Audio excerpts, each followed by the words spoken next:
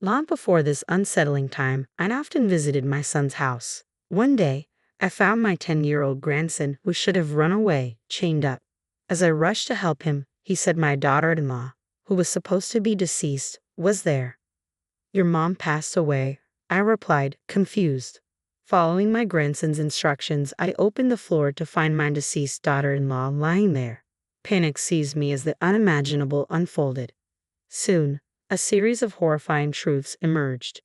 A year ago, after my husband passed away, I lived alone. My son's family was just a 30-minute walk away, so I didn't feel lonely, especially since my grandson Ron often rode his bike to visit me. "Grandma, look, I got a perfect score on my math test," he would proudly announce.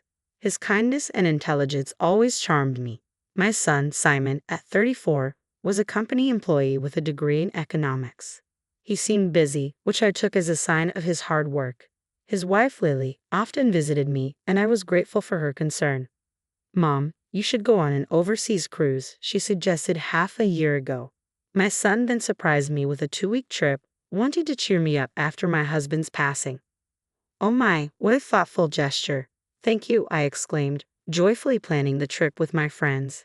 However, Lily passed away a week ago, and the funeral had already taken place when I returned with souvenirs.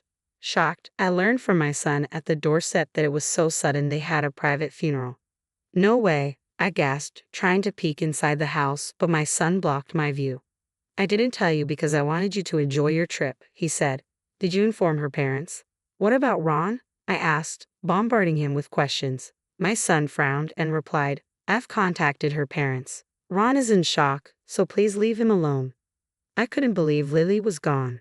"Can I come in?" I asked, but my son glared at me. "Stop thinking only about yourself. You're really persistent," he yelled, shoving me into the street. Feeling deeply ashamed, I apologized and decided to leave, regretting not forcing my way in then. Something terrible was already happening. The next day, I decided to call my son to offer help instead of showing up unannounced. But he didn't answer, possibly busy with work. I wanted to visit Lily's grave and check on Ron, but didn't want to burden my son. After several unanswered calls, I left a message asking if I could visit the next day. Still no call back, so I decided to call once more. After a few rings, my son answered with an irritated tone. "Why are you calling so much? I've got a lot going on here." "Why?" "Because I'm worried about you and my grandson." By the way, Ron ran away. He left a note saying, "I'm following Mom," I said, horrified. "Oh no. Did you call the police?" I asked. Of course, I called them immediately. I'm terribly worried about Ron. He must be lonely after losing his mother. "Oh, please come back," my son replied. My hand grew cold and numb as I held the phone. "I'll look for him too," I said. "He'll come back eventually, so you don't need to do anything," my son shouted, then hung up. I began to doubt whether he was really looking for Ron. That night, I couldn't sleep, constantly worrying.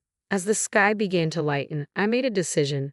Better to walk around searching for Ron than doing nothing. More searches would be better. I headed to the police station as soon as the inquiry desk opened at 8:30.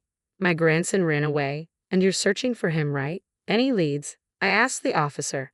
To my shock, they said no search request had been filed. "What? That can't be," I stammered, stunned, remembering my son's evasive answers. "He's hiding something."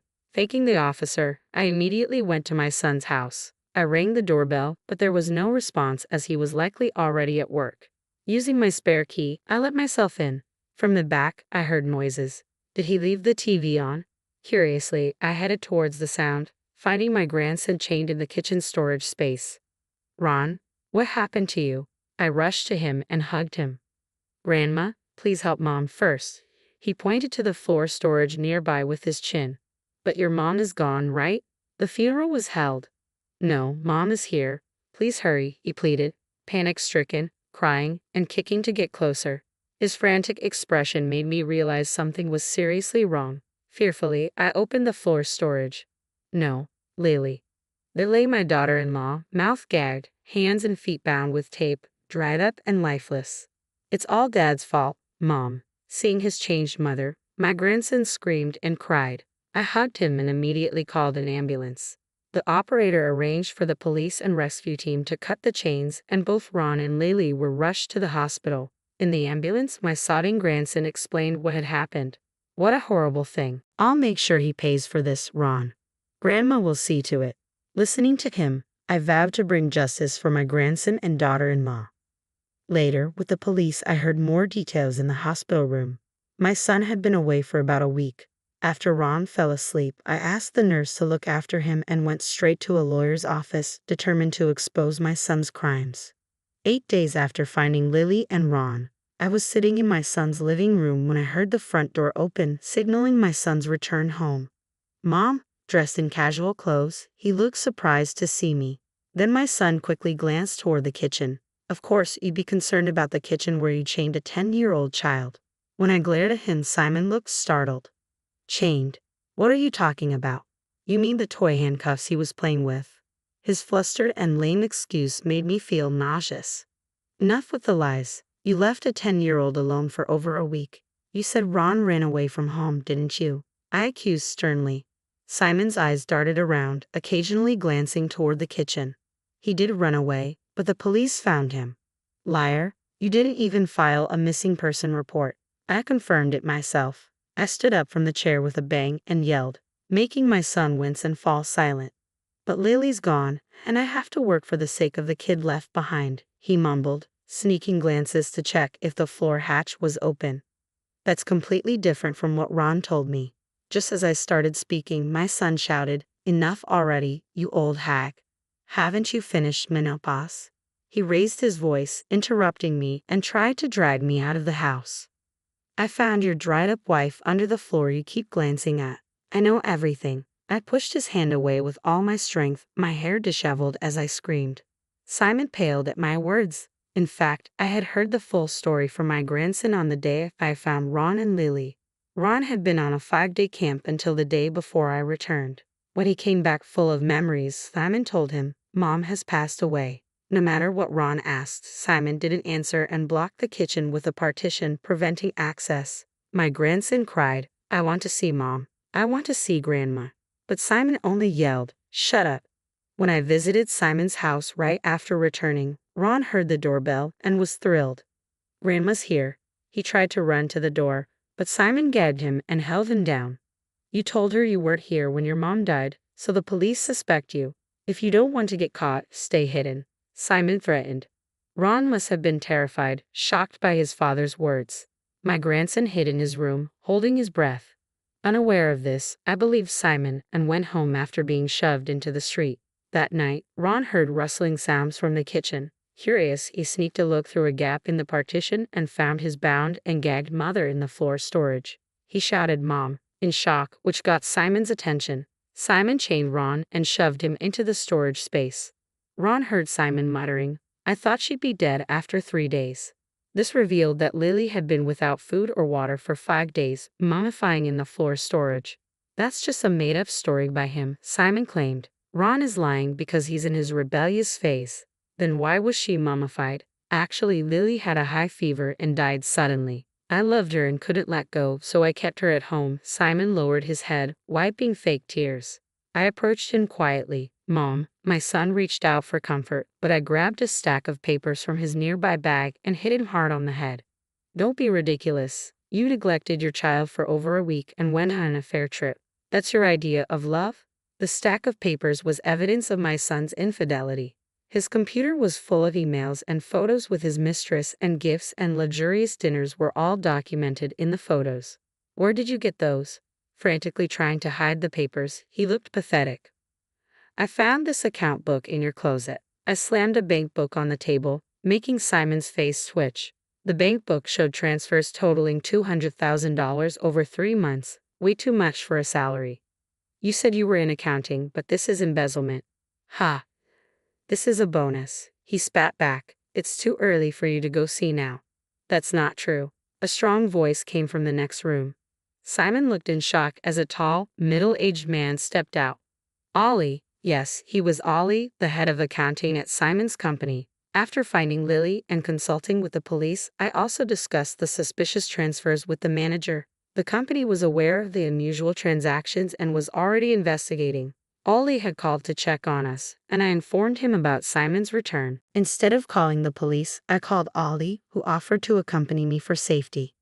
"You've let me down," Ollie said, standing with folded arms and glaring at Simon. Everyone makes mistakes, but a crime is inexcusable, even once. What? Simon told me he was an exceptional employee, I asked, confused by the contradiction. No, he makes many mistakes and tries to blame female colleagues. I was stunned and looked at Simon, who avoided eye contact. Still, I believed he had potential. Embezzlement is unforgivable. Spending stolen money on your mistress. What a disgrace.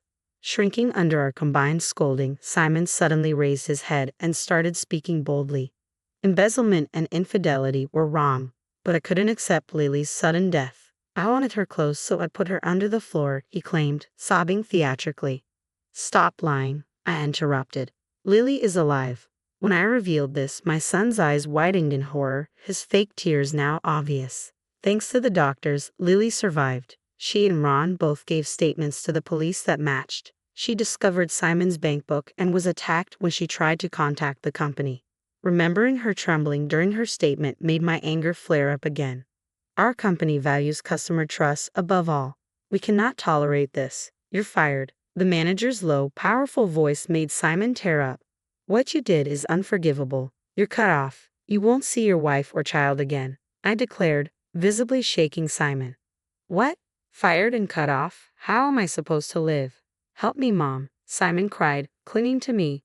Go cry in the bathroom. I pushed away my son as the police sirens signaled the arrival of officers called before Ollie's appearance. Am I really getting arrested? I just wanted to impress a younger woman, Simon cried out. I handed him over to the police, shooing him away. After that, my son was arrested. The lawyer predicts that due to embezzling company funds, he might spend about 10 years in prison. Lily divorced him immediately and demanded $200,000 in alimony and child support. I hope he spends his life in poverty and loneliness, darker than the space under the floorboards. On the other hand, Lily has fully recovered, and Ron is doing well too. Feeling responsible for my son's actions, I offered to support their living expenses, but Lily firmly refused, saying she would work instead. She asked me to help take care of Ron, which feels like a reward to be able to spend time with my adorable grandson at such an easy-to-handle age. Lily started working as an insurance agent and amazingly became the top salesperson nationwide. I will continue to watch over both of them with all my heart. How did you find this story? Please don't forget to subscribe to the channel. See you in the next video.